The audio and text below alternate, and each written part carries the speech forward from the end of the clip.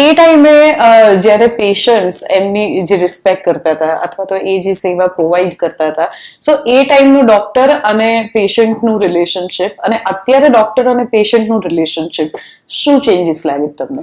એ ટાઈમે પેશન્ટો ભગવાન સમજતા હતા. 20-25 વર્ષ પહેલાની પ્રેક્ટિસ અને અત્યારની પ્રેક્ટિસમાં ખૂબ જ અંતર આવી ગયું છે. પહેલા ડોક્ટરને એ લોકો ભગવાન તરીકે ટ્રીટ કરતા હતા અને અમે જે કહીએ એમાં કોઈ દિવસ સવાલ નતા કરતા. અત્યારે કેવું છે કે આપણે કોઈ પેશન્ટને સમજાવીએ ગમે તેટલું, પણ એની અંદર એને ગૂગલ ને એ બધું કરીને આવે એટલે ડાઉટ પહેલા ક્રિએટ કરી દે.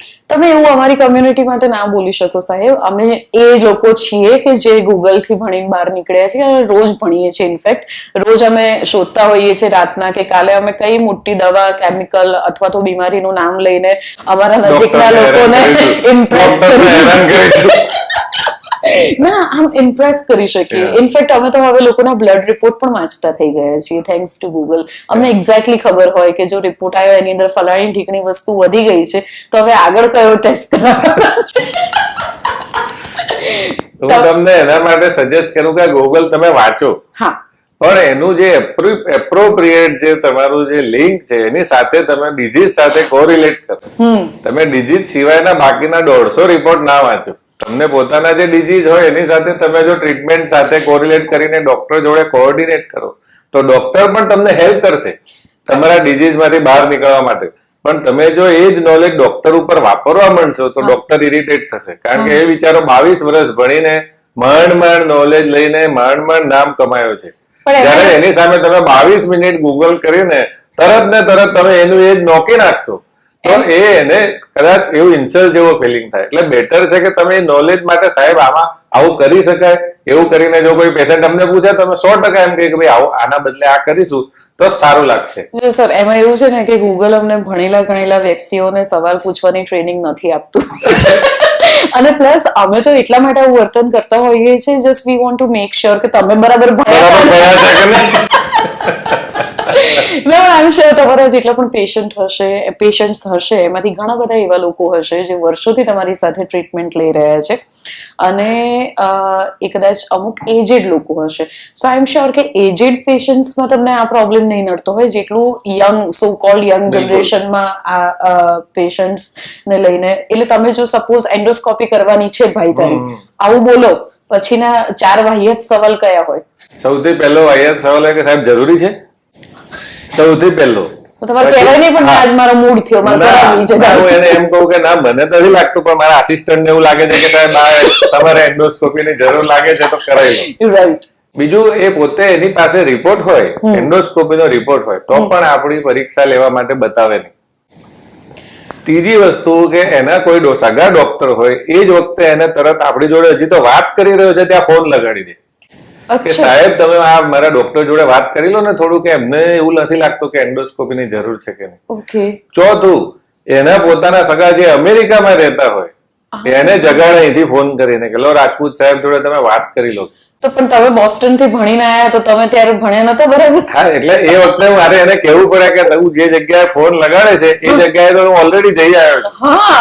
એટલે પછી આટલું કન્વિન્સ કર્યા પછી માંડ જયારે એ તૈયાર થાય અને પછી એકવાર એને સારું લાગવા માંડે then he will say કે ભાઈ ના રાજપૂત સાહેબ સારા છે, સજેસ્ટ કરે એવું કરો. પણ જે જૂના લોકો છે એને તમે જેવું તમે કહો કે સાહેબ તમને એન્ડોસ્કોપીની જરૂર છે ને તમે સમજાવો કે ભાઈ આ વસ્તુ કરવાથી તમને ફાયદો શું છે અને ના કરવાથી નુકસાન શું છે, તો એ ઇમિડિયેટલી એમ કહે છે કે સાહેબ તમને જેમ યોગ્ય લાગે એમ કરો. તો તમને હજી ઘરડા લોકો એટલા બધા સરસ રીતે તમારી સાથે વાત કરે, વિશ્વાસથી તમારી સાથે વાત કરે કે તમને બી ફીલ થાય કે તમે એમને એટલું જ સારી રીતે ટ્રીટ કરો. રાઈટ.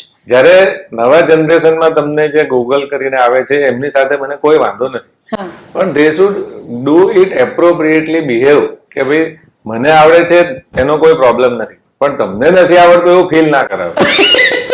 ના, એટલે હવે મને એવું લાગે છે કે એ દિવસ દૂર નથી, કદાચ તમે અગ્રી કરશો કે લોકો આવીને ડોક્ટર્સના સર્ટિફિકેટ માંગશે. પહેલા મને કહી દો કઈ કોલેજથી તમે ભણ્યા હતા, તમે ગવર્મેન્ટ.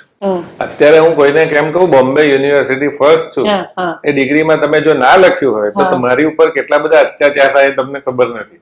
રડી લો, ચલો મને કહી દો. સૌથી પહેલું તો એમ કે સાહેબ તમે ક્યાં ભણ્યા છો. આવું લિટરલી તમને હવે કોઈ એને પૂછ્યું? ખાલી એટલું કહું કે હું મ્યુનિસિપાલિટીમાં ભણીને આગળ આવ્યો છું. સારા નંબરે હા, સારા નંબરે આવ્યો. મ્યુનિસિપાલિટીમાં હું ભણતો હતો અને હું અહીંયા સાલમમાં ચાલીમાં રહેતો હતો, હા. તો એ વિશ્વાસ નહીં કરે.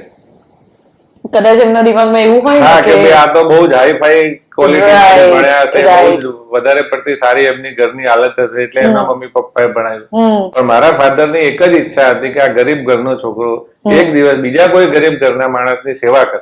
રાઈટ. એના માટે મને ડોક્ટર બનાવ્યો છે, ન કે પૈસા કમાવા કે ન તો નામ કમાવા. ના એ તો બાય ડિફોલ્ટ હોય ને એની expertise ની જાતે જ આવી જશે. મારા પપ્પા એ જ કહેતા હતા કે તમને એ વસ્તુ પાછળ દોડવાની જરૂર નથી. વન્સ યુ આર ઈમાનદારીથી તમે પ્રેક્ટિસ કરશો, તમે પેશન્ટ ફ્રેન્ડલી હશો, પેશન્ટ પ્રતિ તમારી જવાબદારી તમે ધ્યાન રાખશો, તો તમને બીજી કોઈ વસ્તુ પાછળ ભાગવાની જરૂર નહીં પડે.